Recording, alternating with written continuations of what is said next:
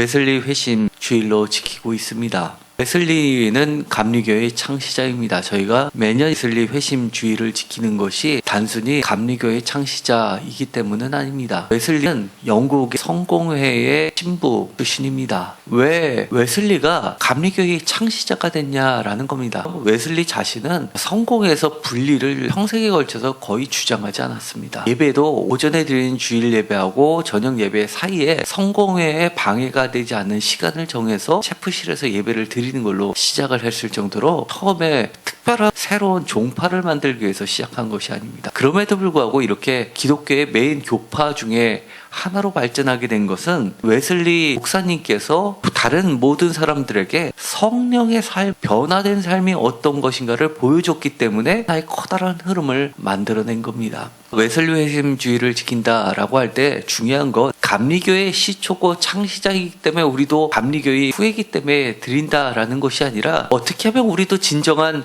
변화의 삶을 따라갈 수 있느냐라는 데 좀 더 주안점을 둘 필요가 있습니다. 웨슬리가 변화되는 시점을 본인이 뒤돌아보면서 고백한 글이 있습니다. 로마서 서문을 보고 성령의 뜨거운 감정을 느끼면서 자신을 회개하면서 새로운 방향으로 틀었다라고 이야기를 하고 있습니다. 성공회나 천주교에 비해서 굉장히 뜨겁다라는 게 하나의 큰 특징 중에 하나입니다. 성공회에서 하지 않았던 것들, 야외 예배는 예배라고 치지 않았었는데 야외에서 예배를 드린 것이 최초로 웨슬리 목사님이셨습니다. 영국에서 산업혁명이 일어나고 성공회라는 것이 국교였기 때문에 모든 사람들이 다 성공회 예배를 드린다고 생각할지는 모르지만 현실은 많은 사람들이 공장에 가 있었고 대영 제국의 위세를 갖고 있었기 때문에 방산 공장에서 일하느라고 예배를 참석하지 못하는 퍼센트가 90%를 넘었던 시대였습니다. 술이 삶을 지배하던 시대였습니다. 천주교는 지금도 신부님과 교회가 존재하지 않으면 교회가 없다라고 이야기합니다. 성당이 없으면 북한 같은 경우에는 지하 교회가 있기 때문에 그곳에 교회가 있다라고 개신교에서는 얘기하지만 천주교는 절대 그렇게 이야기하지 않습니다. 거기 교회가 존재하지 않습니다. 왜냐하면 신부가 공식적으로 그곳에 보호를 받으면서 파견되지 않았기 때문입니다. 그 정도로 큰 차이를 나타내는데 웨슬리 목사님은 천주교나 성공회도 비슷합니다. 그런 흐름에서 벗어나서 야외 예배도 시작했고 감옥서도 찾아가기 시작했습니다. 감리교에서 장로교하고 다르게 강조되는 게 성교회마다 유치장 선교를 가는 이유도 거기서부터 출발이 된 겁니다. 웨슬리가 했었던 움직임은 나머지 80~90%의 정말 자기도 하나님께 간절히 예배드리고 싶은데 예배드리지 못하는 사람들을 예배 가운데 서게 하는 일을 해서 그 인원이 급속도로 번지기 시작했던 겁니다. 결국은 성공회에서 웨슬리와 그를 따르는 무리들을 박해하기 시작했고 결국은 새로운 종파가 생겨날 수밖에 없게 된 이유입니다.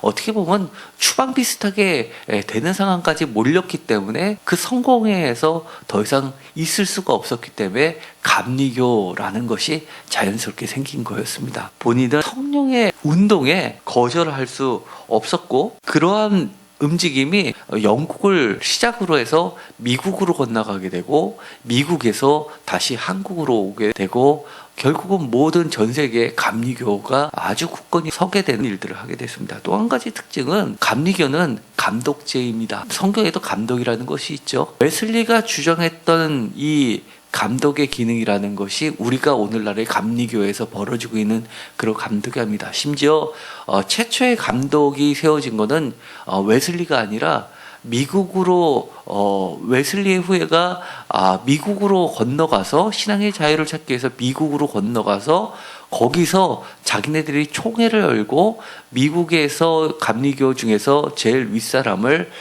감독으로 선거를 해서 장로교처럼 선거를 해서 추대를 했을 때 웨슬리는 영국에서 그거를 엄청나게 비난을 했습니다. 사탄의 꾀임에 빠졌다고 했을 정도로 감독이란 제도 자체를 굉장히 반대를 했습니다. 역사의 흐름은 이렇게 제도를 통해서 위에 서려는 그런 욕심들 때문에 오늘날의 진짜 불행한 그런 모습들이 형성이 되고 말았던 것이죠. 감독 이야기하면 웨슬리가 꿈꿨던 감독은 초대 교부들이 갖고 있었던 그런 겁니다. 감독이 순교를 당할 때 사람들이 피신을 시키려고 했을 때 했었던 말, 내가 감독이기 때문에 하나님이 귀한 직분을 주셨는데 그 감독의 중요한 기능 중에 하나가 순교하는 것이다 라고 하면서 다른 사람보다 먼저 모범을 보이는 것이 감독이라는 하는 전통을 세웠던 것이 있었습니다. 회사의 회장, 사장 그런 개념이 전혀 아니었었죠. 웨슬리 목사님이 주장했었던 것은 우리 감리교라는 칭호가 생긴 것은 바로 메소디스트라는 운동이었습니다. 규칙주의자라는 이름이 붙여졌습니다. 소위 말해서 바른 생활맨이라고 하는 도덕 윤리를 지지하는 모임이 아니라 철저하게 웨슬리 목사님은 여러 가지 바른 행실을 통해서 성경에서 이야기하는 선행 목록, 악행 목록들이 있는데 악행 목록들을 버리고 선한 목록들을 취하면서 성령의 성화의 단계로 나아가는 데 사용했을 뿐입니다. 대표적인 게 로마서입니다. 오늘 본문에 있었던 로마서 1장 28절에서 32절까지의 말씀이 대표적인 악행 목록의 리스트들입니다. 로마서에 있었던 이 내용, 사도 바울이 이렇게 감명을 받아서 편지할 수 있었던 선행 목록 또는 악행 목록이라는 것의 배경이 되는 것이 무엇이냐라고 하면 오늘 읽었었던 시편 15편입니다. 시편 15편은 그 정도로 매우 중요합니다.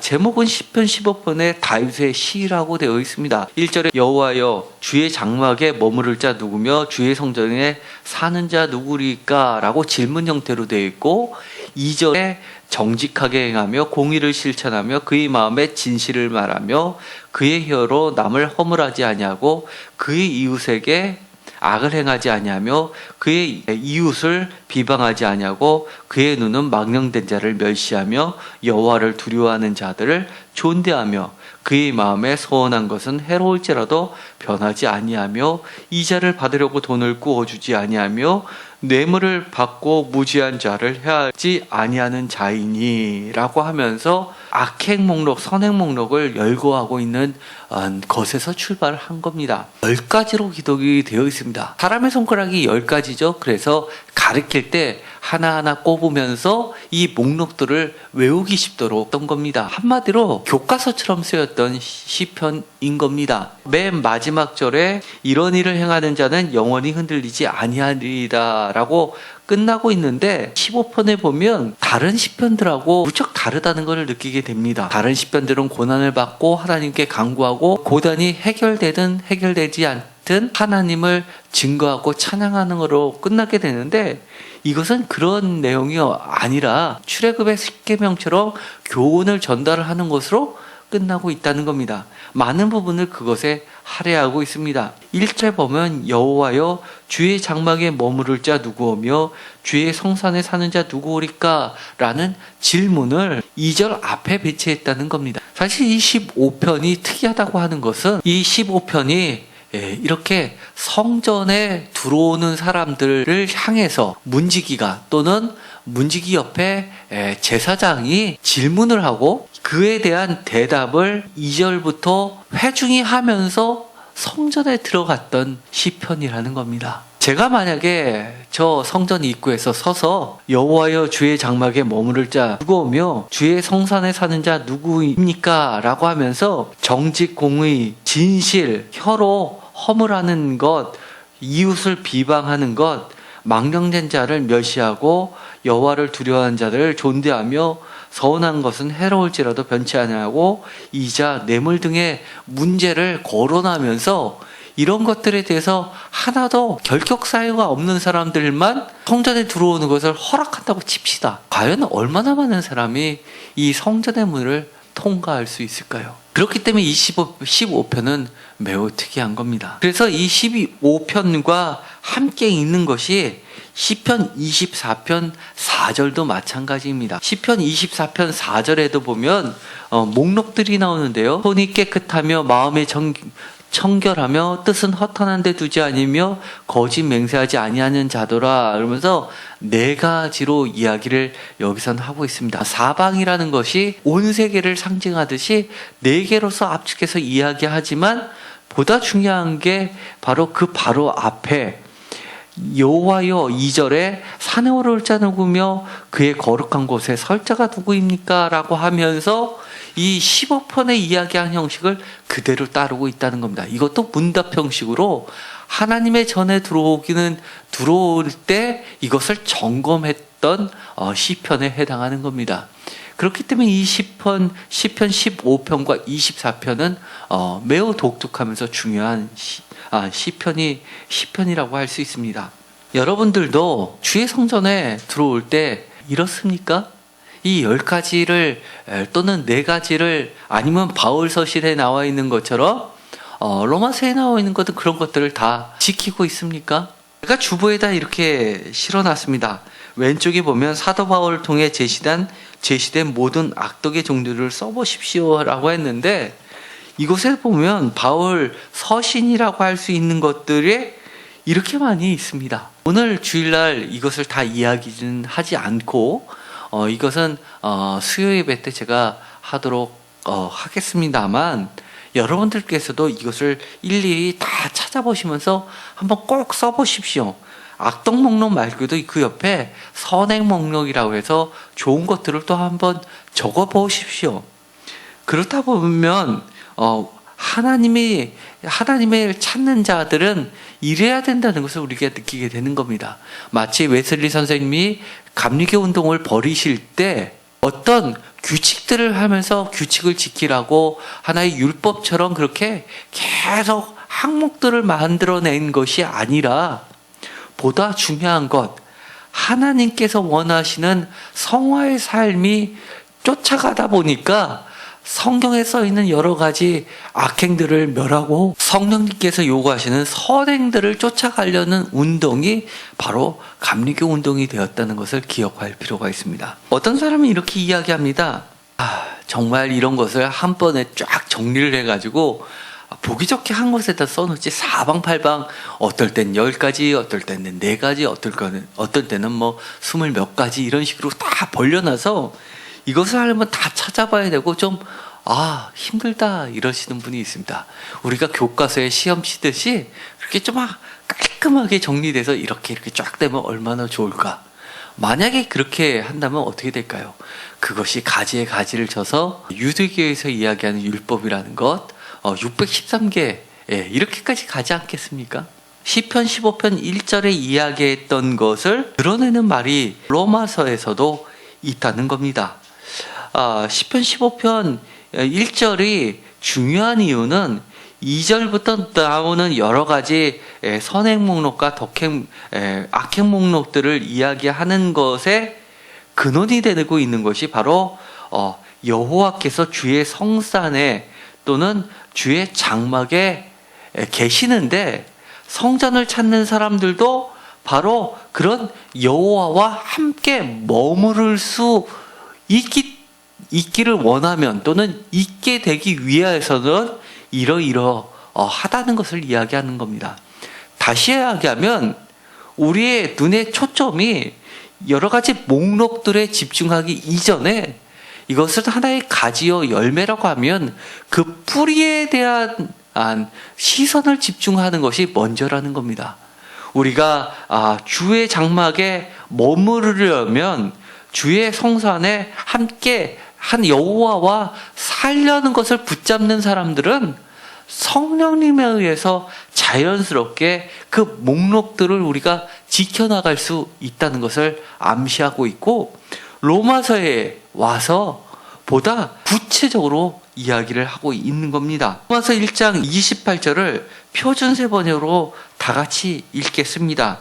사람들이 하나님을 인정하기를 싫어하므로 하나님께서는 사람들을 타락한 마음 자리에 내버려 두셔서 해서는 안 된 일을 하도록 놓아두셨습니다.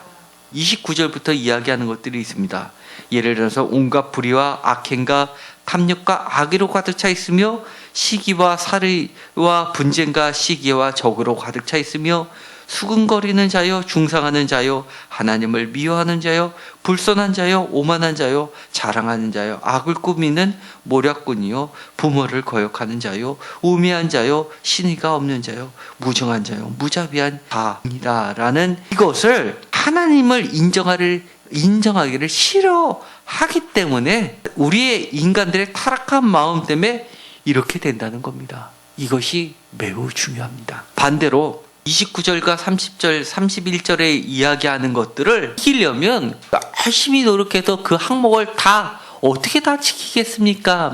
그럼에도 불구하고 우리가 하나님을 인정하기를 늘 애쓰고 우리의 타락한 마음에 우리 스스로 내버려두지 아니하고 하나님께 우리의 타락한 마음을 돌이키게 해달라고 간절히 사모하다 보면 그런 것들을 지킬 수 있게 되는 겁니다. 예수님도 그렇게 이야기하셨습니다. 예수님의 대표적인 이런 선행 목록, 악덕 목록에 해당하는 게 뭐겠습니까?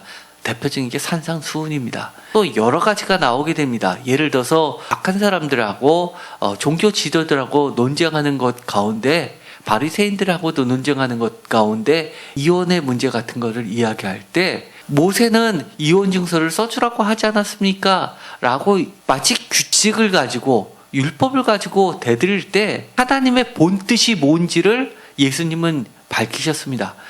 그러면서 하나님의 본래 뜻은 그게 아니었다라고 이야기하는 걸 제가 한번 설교한 적도 있습니다. 예수님은 어디에 집중하냐면 이 각각에 집중하는 것보다 그 뿌리에 대해서 보다 근본적인 것에 대해서 다시 한번 우리를 돌아서게 하는 겁니다. 예를 들어볼까요? 예수님의 표현대로 하면 부모를 공경하는 문제, 로마서 1장에 30절에 보면 부모를 거역하는 자는 하나님께서 죽이는 것이 마땅하다라고 인정을 해주셨다는 겁니다. 그런데 만약에 부모님이 교회 가지 마라 라고 이야기하면은 부모님의 말씀에 순종해야 됩니까? 그렇지 않죠. 전제가 되는 것이 있습니다. 주 안에서라고 하는 겁니다. 그런데도 불구하고 자녀가 저 교회 갈게요 라고 하는데 교회 가지 마 라고 하는 것을 이야기하는 것, 그것은 왜 그런다는 겁니까?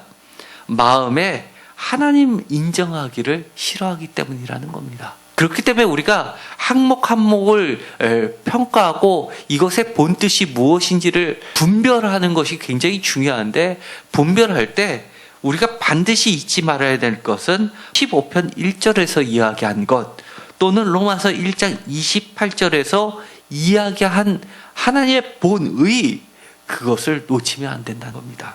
로마서 1장 32절에 이렇게 되어 있습니다. 우리가 표준세 번역으로 다 같이 읽도록 하겠습니다.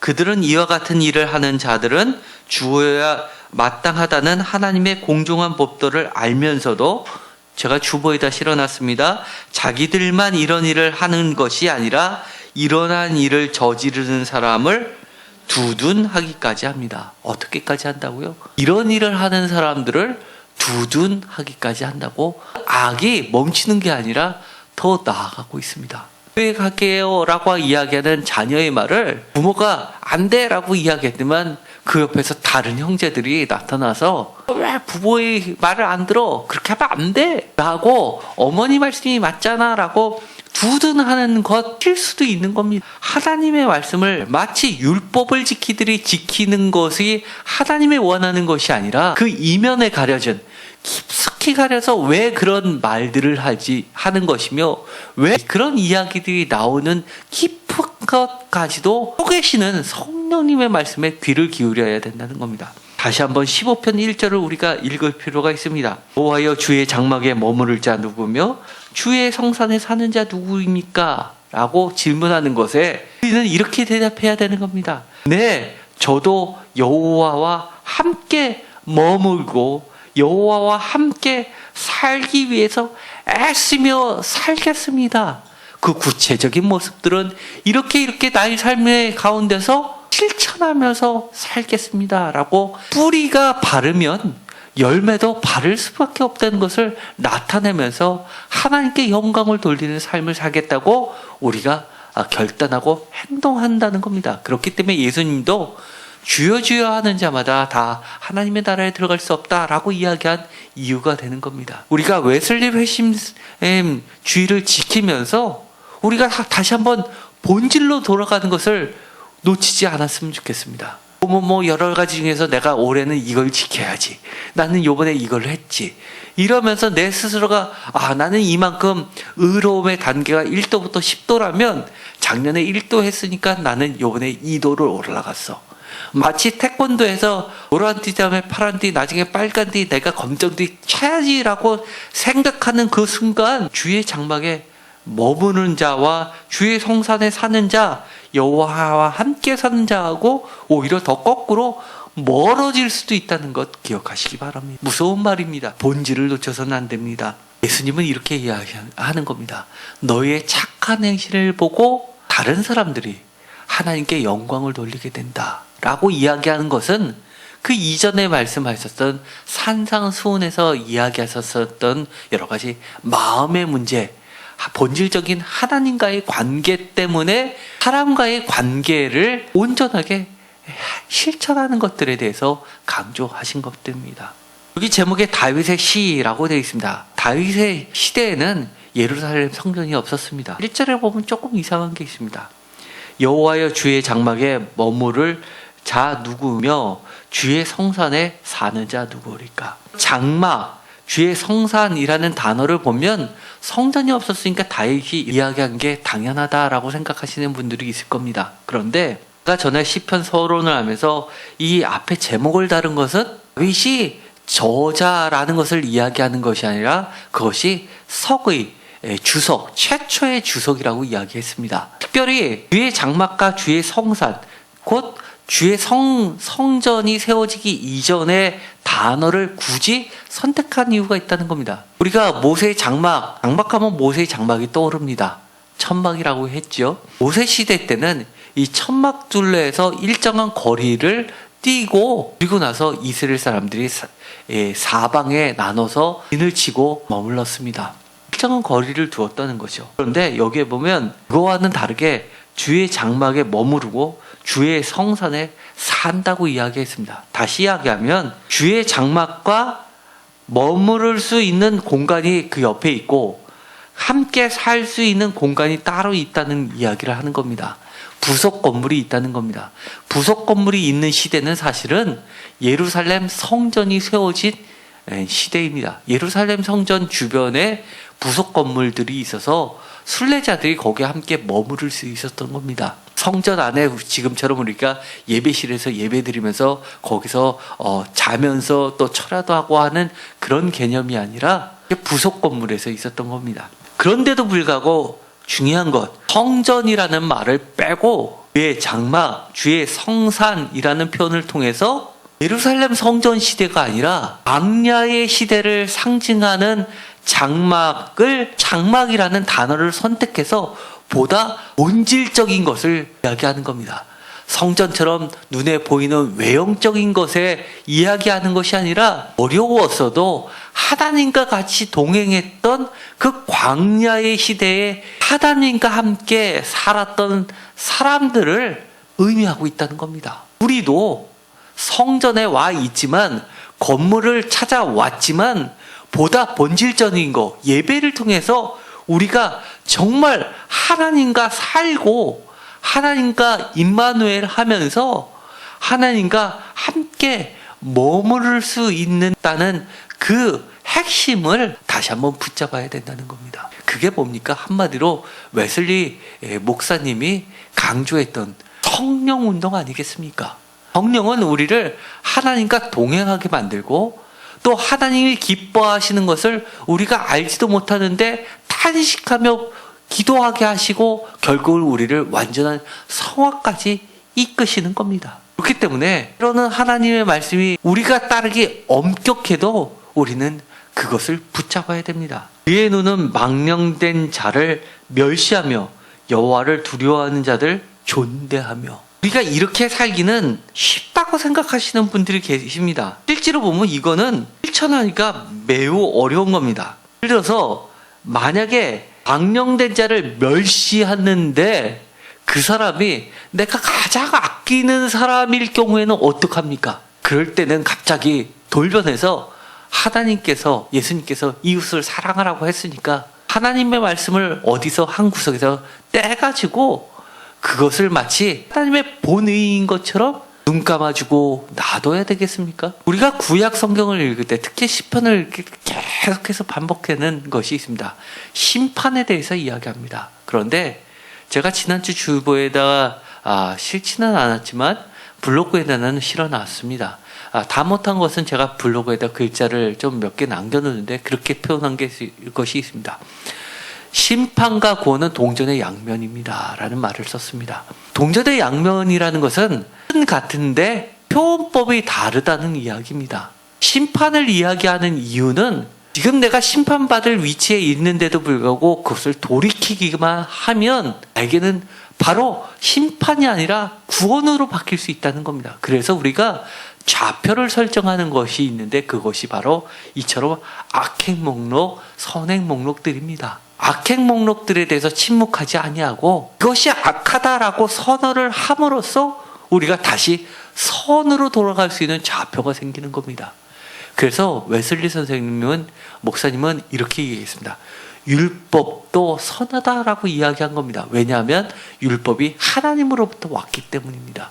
우리가 개신교에서 잘못 이해하는 것 중에 율법은 유대고니까 그것은 다 버려야 된다라고 마치 생각하는 것은 착각입니다. 하나님께로 온 것들을 왜 우리가 소중히 여기고 지켜야 되는지 본질적인 것을 이해한다면 그 하나하나도 소중히 우리가 지키면서 살 수 있는 겁니다.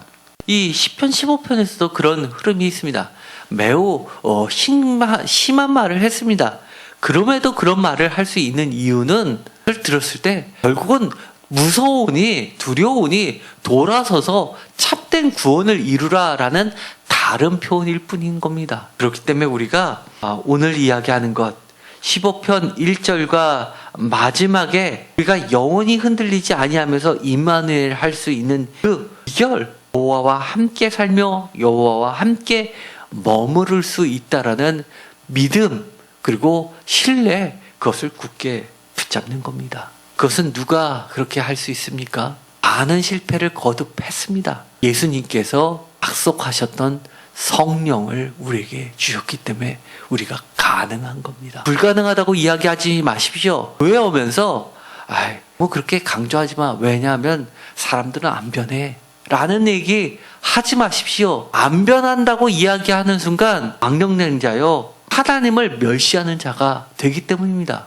하기 힘들어도 끊임없이 이야기하는 것, 끊임없이 설교 시간에 들어야만 되는 이유, 변화되기 위해서라는 겁니다. 감리교가 왜 성공해도 하나님을 믿는데 왜 굳이 하나님께서 감리교라는 거대한 흐름을 허락하셨습니까? 바로 핵심 변화입니다. 와서 서론을 들으면서 성령의 뜨거운 것을 느끼면서 웨슬리가 신부님이 변화를 일으켰다는 겁니다. 우리가 변화해야 됩니다. 제가 오늘 제목을 이렇게 이야기했습니다. 여호와의 장막에 들어가려면이라고 질문을 하면 우리는 어떻게 대답해야 됩니까? 이 항목들 10가지를 다 열거하고 이것만 지키면 여호와의 장막에 들어갈 수 있습니까? 아닙니다. 참된 변화, 여호와의 장막에 들어갈 수 있는 겁니다. 변화, 무시하지 마십시오. 성령님에 의해서 변화되는 삶은 바로 하나님이 진정 원하시기 때문에 이런 이야기를 하면